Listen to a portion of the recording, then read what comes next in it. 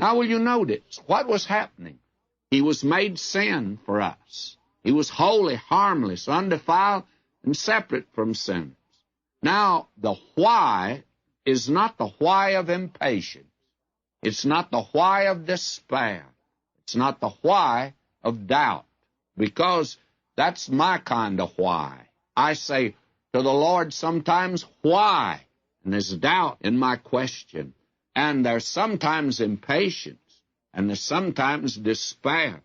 Now, this is the human cry of intense suffering, aggravated by the anguish of his innocent and holy life.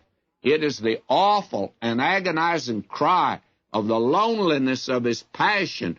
Friends, he was alone with the sins of the world. Why? Well, verse 3 says, "But thou art holy, O thou who inhabitest the praises of Israel." He was holy. God is holy. And when Christ was made sin, there had to be that separation, that bifurcation between the Father and the Son. Now, have you noticed that it says here, "Why art thou so far from helping me from the words of my roaring?" I want you to notice that. At his trial, he was silent. As a sheep before her shearers was dumb, he opened not his mouth. But yonder on the cross, he cries out like a wounded animal, like a lion, my friend. It was the plaintive shriek and wail of unutterable woe. And you know, no gospel writer actually describes that. Why? Some of them were there and heard it, because I don't think they could have described it at all. Now, if you move on down in the psalm, he says, "Our fathers trusted in thee. They trusted thou didst deliver them. And they were sinners, but they cast themselves on the mercy of God." But his death is different, you see. And now we're told, he says, "But I'm a worm and no man, a reproach of men, and despised by the people." And what did they do? Well, notice this. We read, "All they who see me laugh me to scorn. They shoot out the lip. They shake their head, saying, He trusted on the Lord that he'd deliver him. Let him deliver him, seeing he delighted in him." You see, that was literally fulfilled. And what was it he said? What was his reaction to this? You see, the victim on the cross begins to take note of the brutal mob and the hardened spectators beneath the cross. And they stayed there. They shouldn't have. After they got him on the cross, they should have left.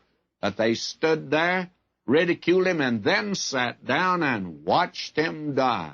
And friends, you can't go any farther than that. Oh, the venom and the vileness of the human heart was poured out like an open sewer there, like the deadly fangs of a poisonous snake. I think Saul of Tarsus was there because he called himself the chief of sinners. And that's where the chief of sinners were, at the crucifixion of Christ. Now, what's his reaction to this? Listen to him. "Father, forgive them. They know not what they do." Now, if he hadn't said that, they would have committed the unpardonable sin. Now he beholds not only the eyes of hate down there, but he sees the eyes of love. Will you notice this? He says here, as they ridiculed him, he trusted on the Lord that he would deliver him. Let him deliver him, seeing he delighted him. But now he sees someone else, sees his mother. Verse 9, "But thou art he who took me out of the womb.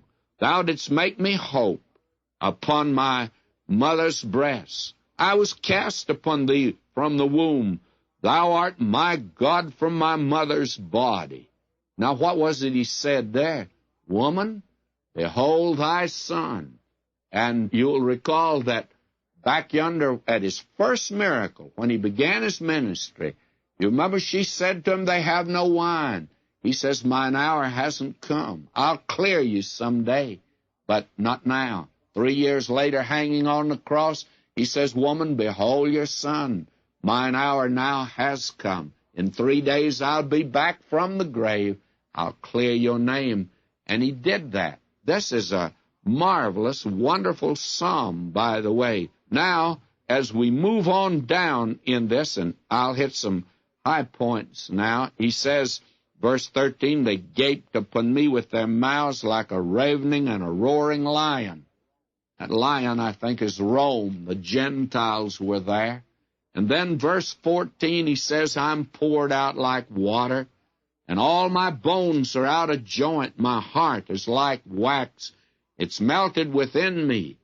And what a picture you have here. This is a picture of crucifixion long before it was a public method of execution. And in crucifixion, there is that excessive perspiration. And we're told that his heart melted within him. You remember, John tells us about that. He noted that when the spear went in his side, there came out both blood and water. I think it can be said. Now, I know that medical science and many Christian doctors, they've explained this from a medical standpoint, but from my standpoint, he died of a broken heart, ruptured heart. John's the one who took note of it. Now, in verse 15, he says, my strength is dried up like a potsherd. My tongue cleaveth to my jaws. Thou hast brought me to the dust of death. Here's where he said, I thirst. And they gave him vinegar to drink. Now, in verse 16, I read, for dogs have compassed me. Who are dogs? Gentiles. The assembly of the wicked have enclosed me.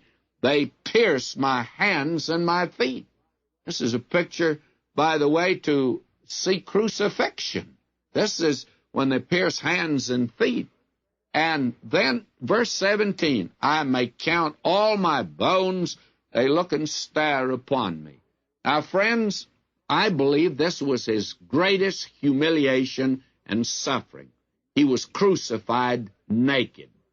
It's very difficult for us to comprehend in this age of nudity and pornography, when apparently neither men nor women have any shame today. And that, by the way, the nakedness of this hour reveals how depraved we've become.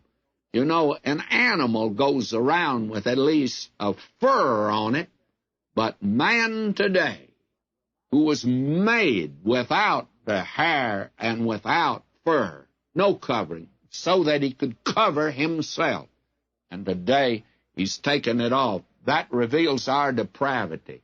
Our Lord, I think, was greatly humiliated in his crucifixion, and it was a great suffering for him.